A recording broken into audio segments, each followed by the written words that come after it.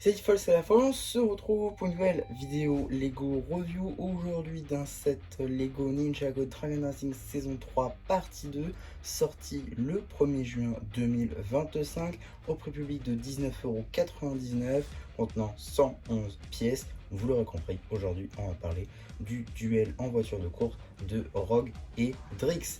Et on va tout de suite commencer par les mini-figurines. On commence directement avec la mini-figurine qui va sans doute vous faire passer à la caisse, évidemment la nouvelle version de Rogue.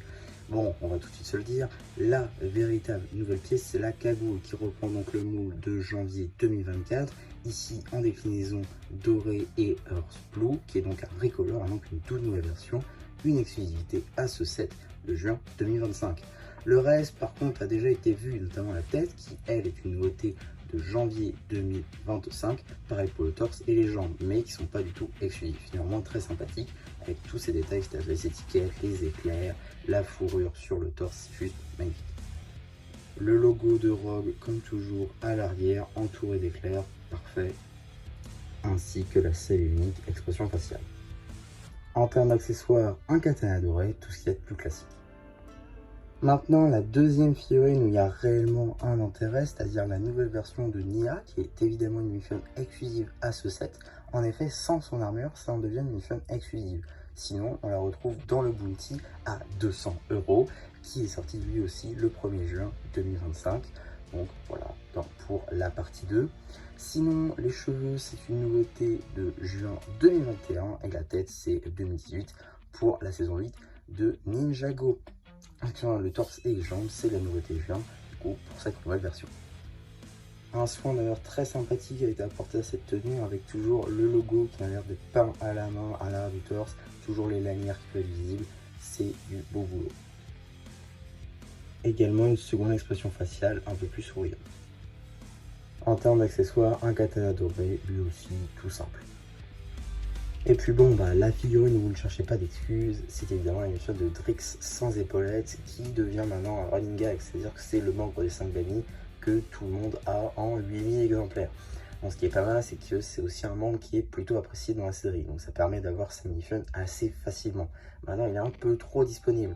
On le retrouve dans beaucoup de sets, notamment le Battle Pack à 10 €, l'Arc Dragon of Focus à 100 €, également, pourquoi pas, je ne sais pas, dans ce set, juste ici déjà, on retrouve également dans un livre d'activité ou encore dans un magazine Ninjago Legacy qui sort en France, en tout cas en juillet. Donc voilà, c'est franchement un membre qui est beaucoup trop revenu dans les sets et autres produits de chez Lego. Néanmoins très sympathique avec donc ce chapeau de Wu en noir qui était une nouveauté janvier 2025. Tête, jambes et torse, de toute façon tout nouveau, janvier 2025, que ce soit nouvelles impressions ou c'est tout en fait. Donc voilà, franchement des tailles très sympathiques avec toujours l'espèce de petites écailles, ou en tout cas épines qu'il peut avoir au niveau du torse, également sa petite tunique très sympathique, sa ceinture avec un petit motif d'insecte, franchement très sympathique. À l'arrière, on y retrouve le logo des 5 amis comme sur chaque membre, ainsi que des petites épines à l'arrière de la tête de Drix. En termes d'accessoires, on ne sait trop pourquoi, mais il possède une Heavy Blade. Mais évidemment, on n'a pas que des mini-figurines, on a aussi deux véhicules. On va commencer par celui qu'on construit en premier dans le set, c'est-à-dire la voiture de Drix. Et franchement, bon, ça roule. C'est, on va dire, le point principal. Honnêtement, voilà, il n'y a pas grand-chose à dire là-dessus. On retrouve quand même ces pièces de dents qu'on avait également sur la moto des Draconic. Donc dans le set à 10 € entrée de gamme avec Kai. Donc voilà, ça c'est plutôt cool. On retrouve donc en 5 exemplaires. On retrouve également ces petites griffes qu'on avait donc l'année dernière sur les guerriers au masque de loup du tournoi des sources, mais également sur le set du Thunderfang. Voilà, une pièce plutôt cool à retrouver. Ça rappelle le côté Shatterspain, pourquoi pas. On a également une place assise donc pour Drix, un volant et 4 roues. Bon, voilà, il n'y a pas grand chose à dire et je pense quand même que ça finira pour la plupart en vrac comme la majorité des 7.4+. A noter quand même que cette pièce-là est, je trouve, plutôt sympa à retrouver dans la 7.4+, tout en plus en 2 exemplaires.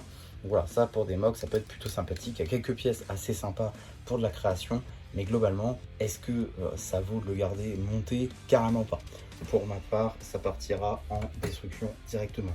Par contre, la deuxième construction, le deuxième véhicule plutôt, celui donc de Rogue juste ici, honnêtement plutôt sympa.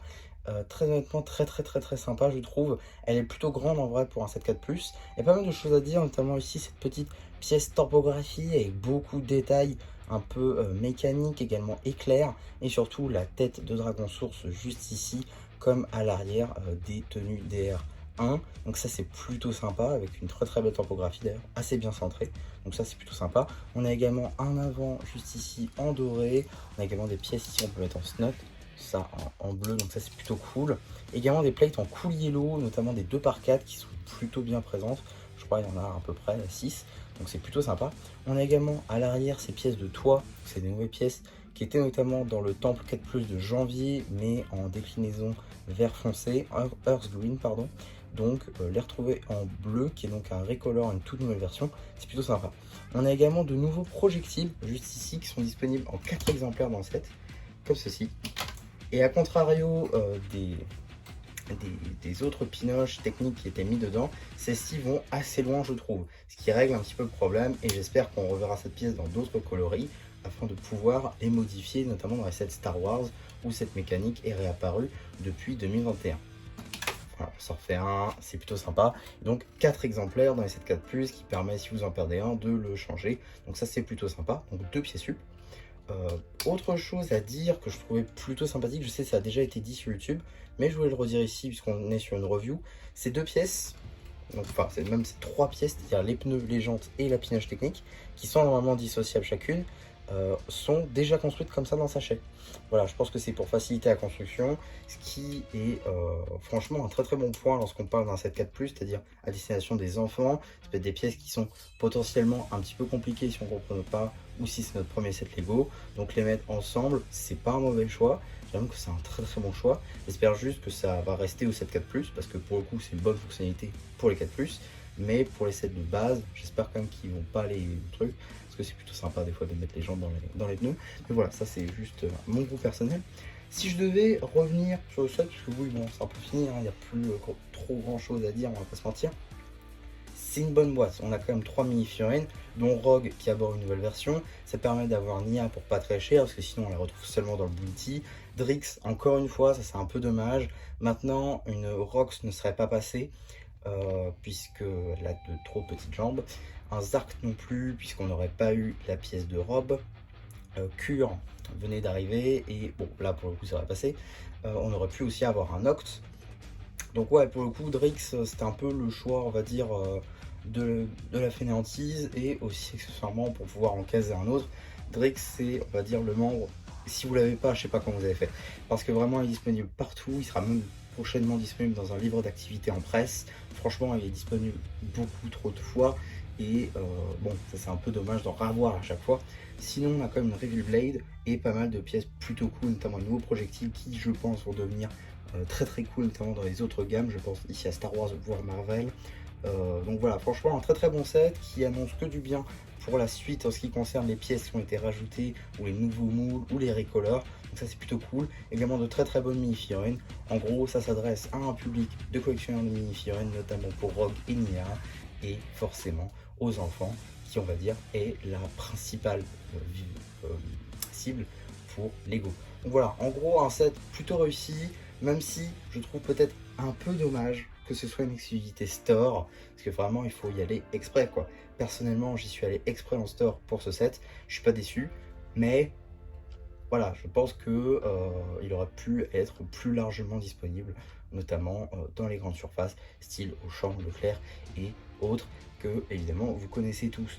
Donc voilà, en gros, ce que je pouvais dire sur ce petit set. J'espère en tout cas que ça vous aura plu. Surtout, n'hésitez pas à me le dire en commentaire, n'hésitez pas aussi à liker la vidéo, à vous abonner. Et voilà, bah du coup, c'est Jean-Pu qui vous dit bye bye.